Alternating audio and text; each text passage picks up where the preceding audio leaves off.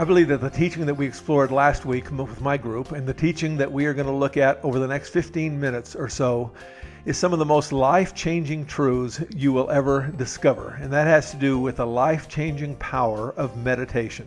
Let's look at a couple of passages beginning in Psalm 1, beginning in verse 1 through 3. I'm looking at the NIV 84 because I memorized it in that translation. Blessed is the man who does not walk in the counsel of the wicked, or stand in the way of sinners, or sit in the seat of mockers. Notice a progression there. If you're out taking a walk with someone and the conversation gets really intense, gets really serious, gets really intricate, if you will just naturally walk. And then you will stop, and you will stand, and you will talk. And if the conversation gets real intense, you'll find a place to sit down. Conversation gets real intense. You'll say, "Hey, let's stand and let's sit and talk about this for a bit." And scientists who have researched this have discovered that your mind only has so much bandwidth. And if the conversation is kind of light and fluffy, you can walk and chew gum at the same time, as the saying goes. But if the conversation gets real intense, you're going to spit out that gum, and you're going to focus so much on that conversation that you'll want to sit and not spend any of your mental bandwidth on walking. Blessed is the man who does not walk in the counsel of the wicked, or stand in the way of sinners, or sit in the seat of the mockers, but his delight, not his duty or obligation, but his delight. The thing that thrills his soul, but his delight is in the law of the Lord. And on his law he meditates day and night. And it's kind of a gross word picture, but the word picture of that word meditate, I'm told, is that of a cow who chomps up some grass and chews it up and swallows it. And then it sits in his stomach for a while, and then after a while he throws it up into his mouth, and he chews on it again, and then he swallows it again, and he chews on it again. They call that chewing the cud. And that picture of meditate is pictured by that cow chewing its cud. And we want to chew on the Word of God over and over and over again. And you probably found it to be true, as I have found it to be true, that as you meditate on the Word of God over and over and over again, you will find truth, new truth from that scripture over and over and over again. He is like a tree planted by streams of water, which yields its fruit in season, and whose leaf does not wither. Whatever he does prospers. To illustrate this, let me show you a place where I often hike. And you notice there's kind of a triangular shape valley, and all the water that falls within that area, and a little area a little bit outside of that area, falls into the left side of that triangle there. And I'll show you a video I took of that the other day. And if you look at the mountains in the background, you'll see that there's typical desert mountains out here. There's not a lot growing there, but here in that little valley, there's quite a bit growing. If you look underneath that tree, you can see from our perspective out here in New Mexico, that's actually a pretty big tree. And it's there because the streams of water flow by there. And he says that your life will be like that. You're out there in the desert and don't grow much, but if you get by the streams of the water, good things can happen as a result. He is like a tree planted by streams of water, which yields its fruit in season, whose leaf does not wither. Whatever he does prospers. In Philippians 4:8, finally, brothers and sisters, whatever is true, whatever is noble, whatever is right, whatever is pure, whatever is lovely, whatever is admirable, if anything, and that's a key word. Key word also is whatever. If anything is excellent or praiseworthy, think about such things. All right, 8 observations. The first one is this: the mind creates the life. We didn't look at this verse, but the King James in Proverbs 23:7 says, as he thinks in his heart, so is he. What you think about creates your life. It's not the circumstances of your life. That's the big idea here. It is not the circumstances of your life. We think this happened to me, and so I felt this way. This happened to me, and so this is my experience. But in fact, what you think about, your interpretation of that event is what creates your life. Craig Rochelle has a wonderful, wonderful book on this, and he says, our lives are always moving in the direction of our strongest thoughts. What we think shapes who we are. John Maxwell says, I consider Philippians 4:8, and I agree, to be one of the most important verses in the Bible. That's why I said a minute ago this will be one of the most important teaching we'll do all year. What occupies your mind and what you think means more than anything else in your life. Your thought life will determine how much you earn, and I think more importantly will determine how you feel about what you earn. It'll determine whether or not you feel like the Lord is my shepherd. I have everything everything I need. I have everything I want. I don't want a thing because God has provided me with enough. And if he hasn't provided it, I don't need it. And what I have is enough. And if you think about Psalm 23, that will eventually, we'll get to that word eventually in just a moment, that will eventually become your reality. It'll eventually become true for you. Your thought life will determine how much you earn. It right now determines how you feel about what you earn, but John Maxwell says it can actually determine what you earn in the long run. It'll determine where you live and what you become in your life. Your life today, this is a real key issue I want us to explore today. Your life today is the result of your thinking yesterday. In other words, if you take this idea to heart and you say to yourself, I'm going to do this, I'm going to meditate on whatever is true and noble and right and pure and lovely and excellent and praiseworthy, I'm going to think about those things. Here is the promise. The promise is it will not affect your life that much today. In fact, it might not affect your life that much tomorrow. But if you will do these things, if you will consistently give yourself to meditating on the Word of God and to thinking about what is true and noble and right and pure, if you do that over the long haul, in season, in its time, your life will become unrecognizable. Your life tomorrow, and I say metaphorically tomorrow, your life 3 months from now and a year from now will be determined by what you think about today and tomorrow and next week. Well, let's look at some of these words. Whatever is true, everything that is true is from God, because all truth is God's truth. Whatever is noble, the word signifies a personal and moral excellence that is dignified and worthy of honor. My wife and I watched this movie, 13 Lies. I remember when this news event came across the news a few years back, and I thought to myself, I can hardly wait till that movie came out. Well, it came out this summer about these 12 soccer boys and one coach trapped in this cave, and it flooded. At any rate, you probably heard the story, and you may have watched the movie. It's a great movie, by the way. And about halfway through that movie, my wife turned to me. We paused it. At one point, she turned to me and she said, "People are amazing." And often as we say that, we mean people are amazingly terrible. They're vile and sinful. A lot of that is true. But it is also true that sometimes they will do very noble things, very excellent things. Whatever is true, not making things up, but whatever is true, whatever is noble, whatever is right, that which is just or right is defined by the character of God, the righteousness of God. This word is often used to describe. Whatever is pure, not limited to sexual purity, but extends to all areas of moral purity in thought, in speech, and actions. Whatever is lovely. By lovely, Paul means those things that put themselves forward by their attractiveness. Lovely includes not only what is morally lovely, but what is aesthetically lovely, what is beautiful, all that is beautiful in creation in their lives. I've subscribed to a number of channels, and these pictures come across my Facebook wall on a daily basis. And just look at some of these pictures and ask yourself the question, is there any reason why this beauty needs to exist? You know, atheists will often ask the question, if there is a God and he is all good and he is all powerful, why is there such painful, terrible things in the world? And truth be told, it's a hard question for us to answer. But I think maybe an even more difficult question for the atheist to answer is this. If there is no God, why is the world so beautiful? Is there any geological reason for the Grand Canyon to be as beautiful as it is? Is there any reason for a sunset to be as beautiful as it is? Is there any reason for this squirrel to be as pretty as it is? Look at this picture from South Carolina, from Myrtle Beach, South Carolina, and this one from out in Arizona. This one, another one from Antelope Canyon in Arizona, another one from a similar place in Arizona. This one from my own backyard, from the Oregon Mountains, came across my Facebook last week, and it's just utterly beautiful. It's why I love hiking out there most every day. Whatever is lovely, all that is beautiful in creation in our lives, whatever is admirable, it refers to the kind of conduct that is spoken of highly by other people. Whatever is excellent in classical thought, it described every kind of excellence. It could describe the excellence of a ground of field, as I talked about this last week. I pointed out the field of corn across the street from the church, and it's a high stand of corn and just looks excellent. The excellence of a tool, a hammer or a screwdriver made for its purpose.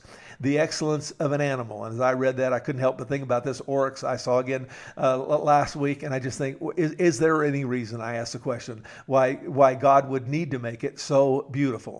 the excellence of the courage of a soldier, and the virtue of an individual. Whatever is praiseworthy. In one sense, Barclay says, it is true that Christians never think of praise of others, but in another sense, it is true that every good individual is uplifted by the praise of good men and women. The mind creates the life. Secondly, your life today is largely about what you thought about yesterday. Psalm 1:3 says that person is like a tree planted by streams of water, which yields its fruit in season and whose leaf does not wither. Whatever they do prosper. And I draw your attention to that word, in season. Philippians 4:8 says almost everything that happens to you, good or bad, originates with a single thought. Neuroscientists can now demonstrate that every thought sends electrical and chemical signals throughout your brain, ultimately affecting every cell in your body. Thoughts can influence your sleep, your digestion, your pulse, the chemical makeup of your blood, and all other bodily functions. The secret conversation you hold in the privacy of your own mind are shaping your destiny little by little. With every thought that races through your mind, you are continually reinventing yourself and your future. Observation number 3, the effect is not immediate. The effect is not immediate. He is like a tree planted by streams of water, which yields its fruit in season. And the idea is you plant that seed today. You plant that seed of a thought today, and it doesn't make too much difference today. It doesn't make too much difference tomorrow. It may not make too much difference next week, but over time, you put that seed in the ground and you plant it and you water it, and it will be unrecognizable. The difference between the seed and the tree is completely unrecognizable, but it takes some time. And that is the idea of that word, that phrase, in season, is that your thoughts will determine your life, but the effect is not immediate and it's not immediately obvious. Exodus 23:30 says, little by little I will drive them out before you. It's often pictured that the picture of Israel in Egypt is a picture of our position in the slavery of sin. And they get out of the slavery of sin, and that's a picture of our salvation. But then they begin wandering the wilderness, and it's kind of a picture of the carnal life. They don't make it into the promised land. And many people get out of Egypt. They get out of slavery of sin, and they are saved, but they never make it into John 10:10. They never make it into abundant Christian living. They never make it into, I have learned the secret of being content in all situations. And largely they have not learned that because they have not learned to control their thoughts. They have not learned to control their mind. And as you learn to control your mind little by little, as they took over that land little by little, you will take over your life little by little. And little by little, it will become a little more happy and a little more joyful and a little more loving and a little less worried. And it'll happen little by little in season as you take control of your thoughts. Observation number 4, you can control what you think about. 2 Corinthians 10:5 says, we demolish arguments and every pretension that sets us up against the knowledge of God. And we take captive every thought to make it obedient to Christ. Craig Rochelle says there's only 2 steps to this process. We remove the lie and we replace it with truth. I would add one more, and that would come at the beginning, and that is we identify. We think about, what am I feeling and what is the thought that is driving that feeling. We probably think it's the only thought possible, but there are multiple thoughts, and I would illustrate it this way. There's a good deal of construction between me and my church over the last several years. And that construction resulted in the fact that, first of all, the lane is very, very narrow. We've got a concrete barrier on both sides. And you can either get over here real close to that concrete barrier, or you can get over here and there's that, what do you call that? Rumble. It's very irritating to drive on that. And when you drive on that, you can think about how irritating it is. You can think about how awful it is. You can think about how terrible it is. Or you can think about the fact that we live here in America and we have one of the greatest countries in the world. There's great places to go and see, and you can see most of it for free. That is, the roads are paid for, and we have cars that are reliable and largely safe and so on. And the point is, you can think about that rumbly road, or you can think about 1,000 different things. But the tendency is to think, well, I'm grumpy because of this rumbly road. No, You are grumpy because of your thoughts about that rumbly road, and you have a choice. You can think about something else. You can think about what a time to be alive. You can think about how great it is that we have an interstate system. You can think about a thousand other things that will change your life. Remove the lie and replace that lie with truth. A question you do well to ask yourself every day, a question I ask myself every day. If you could record my thought life, and you could listen to it, you would find me asking this question nearly every day. What is great about my life? What is great about my life right now? What is great about my life right now? Well, I have a God in heaven who loves me. I have a God who's seated on the throne. He's given to me a good wife and 3 wonderful children and 6 wonderful grandchildren and so on and so on and so on. And he has given me 1,000 things to rejoice in. And I can think about that. I can think about whatever's true and noble and right or pure, or I can find some things. I guarantee I can find some things in my life to get grumpy about if I want to. And the choice is up to me. What is great about your life? If your life is pressed with something that is particularly difficult right now, you might ask the question, what else is true? In addition to the fact that this terrible thing that's going on in my life, and it may very well be a terrible thing, but in addition to this, what else is true? What else is true and noble and right and pure and lovely and admirable and excellent and praiseworthy? And think about those things. Third question, how will God work Romans 8:28 in my life in this situation? How will God work? How will God work all things together for good in my life in this situation? And then simply, fourth question, what am I grateful for? And we'll focus your attention on that which is true and noble and right and pure in your life. So we want to think about what is true and noble and right and pure, and then I think you do well to reduce it to a slogan. Two slogans I say to myself almost every day is, somebody asks me, how you doing? And I will nearly always say, living the dream. Oftentimes I feel that way. Oftentimes I feel it, and if I don't feel like that day I'm living the dream, it causes me to ask the question, why?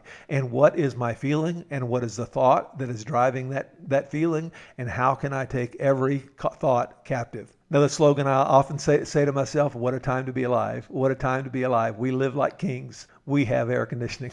We have the internet. We have wonderful entertainment. We have all kinds of wonderful things. And I feel that way from my gut. What a time to be alive. And those slogans may not resonate with you, but you want to find a slogan that you would say over and over and over again, and it would change your thoughts and thus change your life. All right, observation number 5, thought is largely a habit. Thought is largely a habit. That is why the thoughts you think today are largely the thoughts you thought yesterday. And the thoughts you think today will greatly determine the thoughts you think tomorrow. And that is why today, you only have today, but today you want to take every thought captive. You want to identify, what am I feeling? What is the thought driving that feeling? And what is true and noble and right and pure? And what can I replace that thought with? And the idea is it's going to become a little bit easier tomorrow and the next day and the next day and the next day.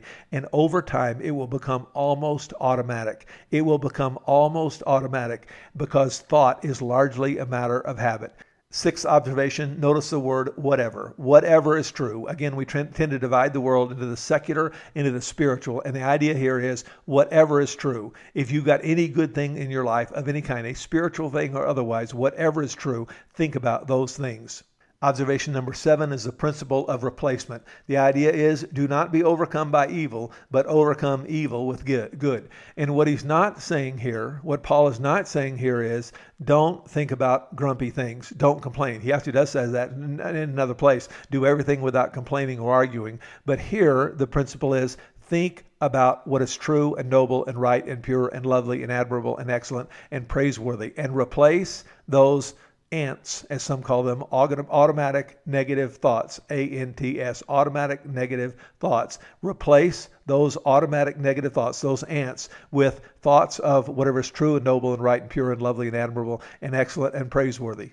And then the last observation is this. If you can, find a song that communicates this idea. There's something about song that drives that truth into your existence.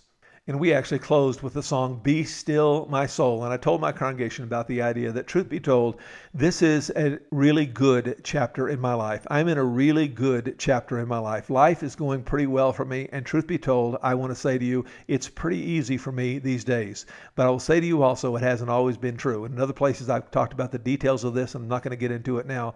But there was a decade, maybe 15 years of my life that was pretty difficult, maybe a little more than that as I think about. And a song I return to over and over and over again is Be Still My Soul. The Lord is on thy side. Bear patiently the cross of grief or pain. Leave to thy God to order and provide. In every change, he faithful will remain. Be still my soul. Thy best, thy heavenly friend, through thorny ways leads to a joyful end. And I sang that song over and over and over again, and it comforted me and brought me much joy and peace during a difficult phase in life. And may God richly bless you as you teach your people, as you model for your people this life, the life of thinking about what is true and noble and right and pure and lovely and admirable and excellent and praiseworthy, and teaching your people to take every thought captive that they may come to live the John 10:10 abundant Christian life.